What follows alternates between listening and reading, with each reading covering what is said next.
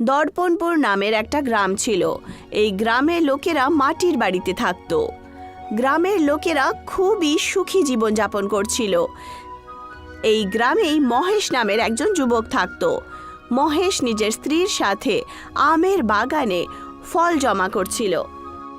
এই যে শিবানী, এইবারে খুব ভালো আম হয়েছে জানো তো। হ্যাঁ, একদম ঠিক বলেছ। এই বছর বাগানে ফলের ফসল খুব ভালো হয়েছে, আর তার সাথেই ক্ষেতের ফসলও খুব ভালো হয়েছে। হ্যাঁ, এই বছরে অনেক পয়সা আমরা রোজগার করতে পারবো। আর যদি কোথাও অসুবিধে হয় তাহলে তুমি বাড়ি বানানোর যে কাজটা করো তা দিয়ে ঠিক হয়ে যাবে। হ্যাঁ হ্যাঁ, তুমি একদম ঠিক বলেছো।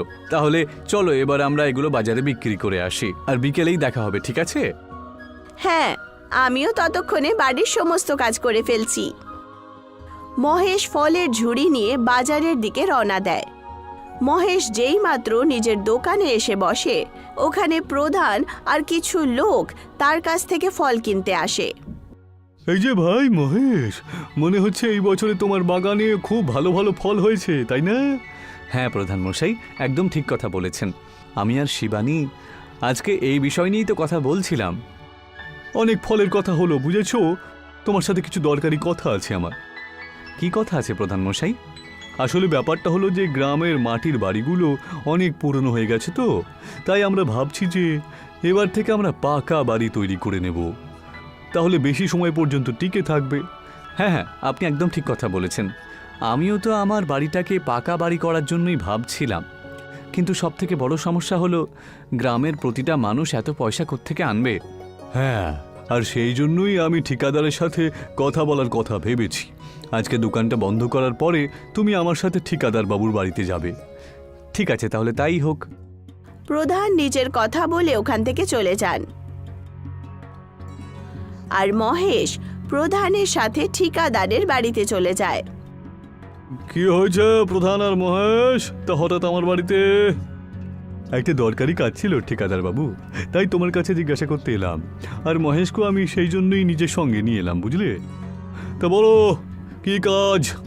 আসলে ঠিকাদার বাবু, আমি বলছি, আমরা ভাবছি যে সবার মাটির বাড়িগুলো পুরনো হয়েছে, তাই এখন আমরা সবাই মিলে একটা নতুন পাকা বাড়ি যদি সবার জন্য করতে পারি। হ্যাঁ, আচ্ছা তাহলে এই ব্যাপার। কিন্তু গ্রামে তো একটা বাড়িও নেই, অনেক বাড়ি রয়েছে, এত পয়সা কোত্থেকে আনবে তোমরা? সেই জন্যই তো আপনার কাছে এসেছি।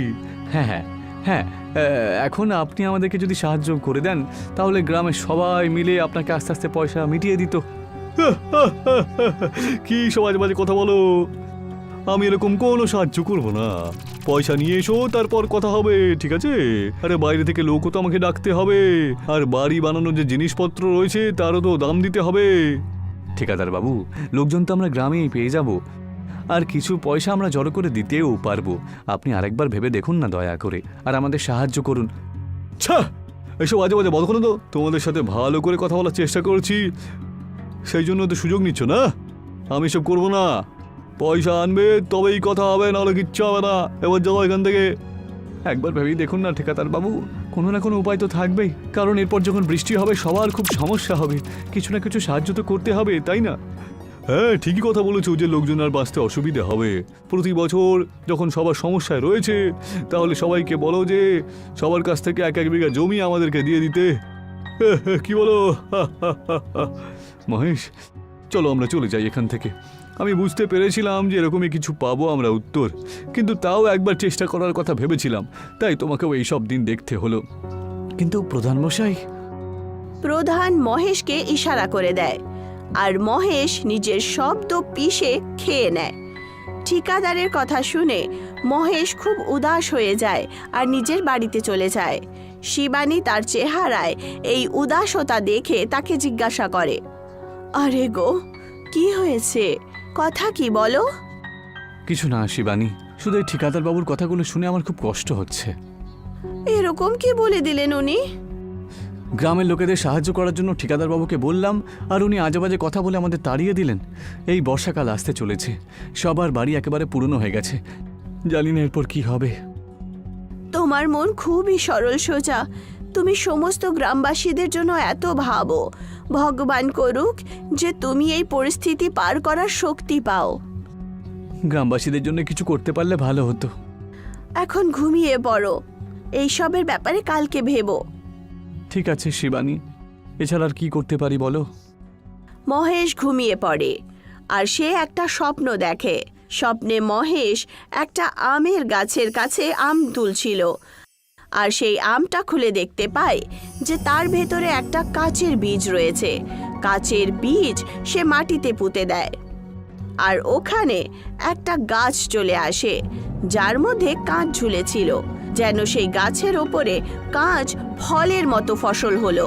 সকাল হয়ে যায় আর মহেশ ওঠার পরই শিবানীকে জাগিয়ে তোলে। শিবানী, ওঠো শিবানী! কি হয়েছে গো? এমন কি আপদা এসেছে সকাল সকাল?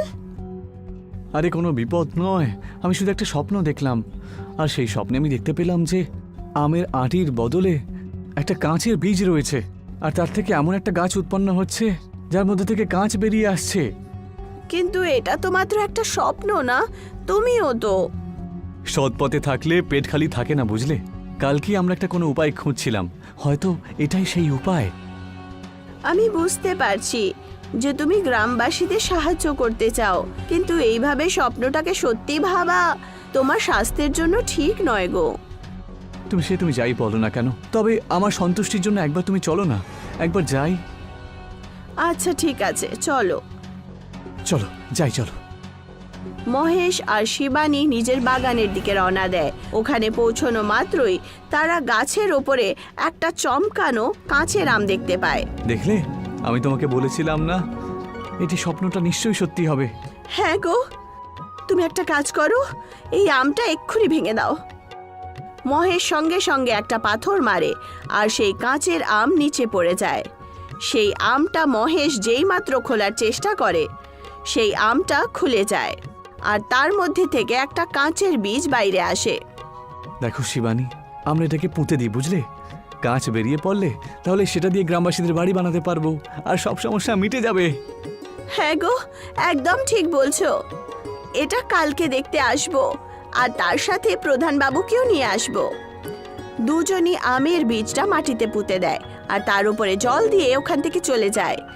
ওই গাছটা একটু বেড়ে ওঠে আর তারা খুশি খুশি এগিয়ে যায় আর কালকের অপেক্ষা শুরু করে। রাত্রি কেটে যায় আর নতুন সকাল হয়। মহেশের সাথে প্রধানও সেই বাগানে এসে দাঁড়িয়ে পড়েন আর কাঁচের গাছ দেখে খুবই আশ্চর্য হন। এ কি, তুমি যে বললে বীজটা তুমি কালকেই পুঁতেছিলে, তাহলে এখন থেকে এত গাছ হয়ে গেল কি করে? হ্যাঁ প্রধান মশাই, এখন গ্রাম থেকে কয়েকজন লোককে জড়ো করে আমরা সবার জন্য বাড়ি তৈরি করতে শুরু করতে পারি। হ্যাঁ, ঠিক বলেছ। ঠিকাদার বাবুর কাছে আর ভিক্ষা চাওয়ার কোনো দরকার নেই আমাদের। তাহলে কি বলেন, তাহলে শুভ আরম্ভ আজ থেকেই শুরু করে দিই? হ্যাঁ হ্যাঁ, শুভ কাজে দেরি কেন? মহেশ ঘর বানানো শুরু করে দেয় আর এখন 1 সপ্তাহ হয়ে গেছিল, যার মধ্যে মহেশ নিজের আর প্রধানের কাঁচের বাড়ি বানিয়ে তোলে। মহেশ আর প্রধান মহেশের নতুন বাড়িতে বসেছিল, তক্ষুনি ওখানে ঠিকাদার চলে আসেন। এই যে মহেশ, তো কি খবর তোমার? আরে আমার খবর তো বেশ ভালোই, আপনি বলুন ঠিকাদার বাবু। আমিও ঠিকই আছি, শুধু দেখতে এলাম যে গ্রামে যে কথা শুনে চলছে তার মধ্যে কতটা সত্যতা রয়েছে। তা জানতে পারলেন তো? হ্যাঁ ভাই, তোমার বাড়ি তো দেখছি সত্যি খুব সুন্দর হয়েছে, কিন্তু মহেশ, হ্যাঁ বলুন। একটা বুদ্ধি নিয়ে এসেছি। তোমার কাছে যে গাছটা রয়েছে, মানে কাঁচের, ওটা তুমি আমায় বিক্রি করে দাও, অনেক পয়সা দেবো তোমাকে। এত পয়সা যে গ্রামে সকলের বাড়ি বানালে পরেও তুমি পাবে না, বুঝতে পারলে? আচ্ছা, ক্ষমা করবেন ঠিকাদার বাবু, আমি এই কাঁচ দিয়ে গ্রামবাসীদের বাড়ি বানাবো, আর আমি বিক্রি করতে চাই না। কি, তুমি কি এরকম বোকা বোকা কথা বলছো ভাই? ঠিকাদার বাবু, আমাকে ক্ষমা করবেন, আমি আপনার মতন এই বরদানটাকে গ্রামের জন্য অভিশাপ হতে দিতে পারি না। ওনাদের কাছে যদি বেশি পয়সা আসার কোনো উপায় থাকতো, ওদের কাছে পয়সা থাকতো, তাহলে আপনাদের কাছে গিয়ে অনুরোধ কেন করতাম সেদিনকে? একটু ঠান্ডা মাথায় চিন্তা করো মহেশ। ঠিক আছে, কাঁচের গাছ যখন বিক্রি করবে না বলছো, তাহলে আমার সাথে মিলে কাজ করো তুমি, এতে আমরা অনেক পয়সা পাবো। তোমার কি মনে হয়, গ্রামের লোকেদেরকে সব কিছু যদি ফ্রিতে পেয়ে যায়, এরপর কি তারা কাজ করার জন্য কোনো ইচ্ছে থাকবে বলো তো? প্রধান মশাই, তুমি বোঝাও না ওকে, চুপচাপ বসে আছো কেন? আমি চুপচাপ এই জন্য বসে আছি কারণ আমি তোমাকে এরকম তাড়াহুড়োর মধ্যে দেখে বেশ অবাক হচ্ছি, বুঝেছো? আরে তোমার তো যেন একেবারে প্রাণ বেরিয়ে যাচ্ছে এই গ্রামের উন্নতি দেখে, তাই না? আর এটা দেখে যে গ্রামের লোকজনকে কেউ সাহায্য করছে। হ্যাঁ প্রধানমশাই, একদম ঠিক কথা বলেছেন। প্রথমে তো আপনি আমাদেরকে সাহায্য করার জন্য একেবারেই রাজি হলেন না, আর যখন আমরা অন্য কোনো পথ পেয়ে গেলাম তখন আপনি আমাদের সাহায্য করার বদলে আমাদেরকে উস্কে দিচ্ছেন, তাই না? ছা ছা ছা ছা, তোমাদের মাথায় কিছু ঢুকবে না, বুঝলে? যা তোমাদের ইচ্ছে তোমরা তাই করো। এইটুকু বলে ঠিকাদার ওখান থেকে রাগের চোটে চলে যান আর প্রধান আবার মহেশকে বলতে শুরু করেন। মহেশ, মনে রেখো, এই ঠিকাদার কিন্তু সবকিছু করতে পারে হিংসের বদলে, বুঝলে তো? ঠিক যেমনটা আপনি বলবেন তাই হবে। এমনিতেই আমরা এখন কাঁচের বাড়ি তৈরি করা শুরু করে দেব, আর ওনার সাথে দেখা করার আমাদের কোনো দরকারও পড়বে না। দেখতে দেখতেই 1 মাস কেটে যায়। সমস্ত কাঁচের বাড়ি তৈরি হয়ে গেছিল আর কাঁচের গাছ খুব লাভদায়ক হলো, যার কারণে গ্রামের লোকেরা আজ তাদের কাছে নারকেল ভেঙে তার পুজো করার জন্য দাঁড়িয়েছিল। জয় হোক এই গাছের! গ্রামে বৃষ্টির আগেই সবার বাড়ি নতুন তৈরি হয়ে গেছে, এর থেকে ভালো আর কি হতে পারে? হ্যাঁ, এই গাছ আমাদের অনেক উপকার করেছে। হ্যাঁ, ঠিক কথাই বলেছো। এই গাছটা আমাদের উপর অনেক উপকার করেছো, কিন্তু একটা কথা মনে রেখো, শুধু বরদান দিয়ে কিন্তু সবকিছু হয় না। সেই বরদানটা কোন ব্যক্তির হাতে পৌঁছেছে সেটাও গুরুত্ব রাখে, বুঝতে পেরেছো? সেই জন্য তুমি আমাদের অনেক উপকার করেছো মহেশ, কারণ তুমি তোমার বরদান আমাদের মধ্যে যে ভাগ করে দিয়েছো। তক্ষুনি ওখানে ঠিকাদার 2 গুন্ডার সাথে চলে আসেন, যার কাছে কোদালও ছিল। কি বলতে চাইছো প্রধান? যে ওই বরদান যদি আমার হাতে থাকতো তা আমি কি তাকে অভিশপ্ত করে তুলতাম? আমি তো আপনার নাম তো নিইনি, কিন্তু আপনি এক্ষুনি নিজে যে কথা নিজের পরিচয় দিলেন সেটা কিন্তু কিছু ভুল বলেননি বটে। এই কুড়ুল নিয়ে এই 2 বাজে ছেলেকে নিয়ে এখানে কি করছেন বলুন তো? খুব কথা বলিস তো তুই। আরে বেশি কথা বললে গলা উড়িয়ে দেবো কিন্তু। হ্যাঁ, আরে না না না ভাই না, আমরা এখানে শুধুমাত্র গাছটা কাটতে এসেছিলাম, আর যদি মাঝখানে কেউ না আসে তাহলে হাতাহাতি কিছু হবে না। যেমন আপনি বলবেন ঠিকাদার বাবু। ঠিকাদার আর গুন্ডারা জোরে জোরে সেই গাছের ওপরে কোড়াল মেরে দেয় আর সবাই ভয়ের চোটে পেছনে চলে যায়। হঠাৎ করে চারদিক থেকে কাঁচের দেয়াল ওদেরকে বন্দি করে নেয়। বাঁচাও, এই বাঁচাও! আরে, এই কাঁচের দেওয়ালের মধ্যে হাত পিটিয়ে পিটিয়ে কি করছে ঠিকাদার বাবু?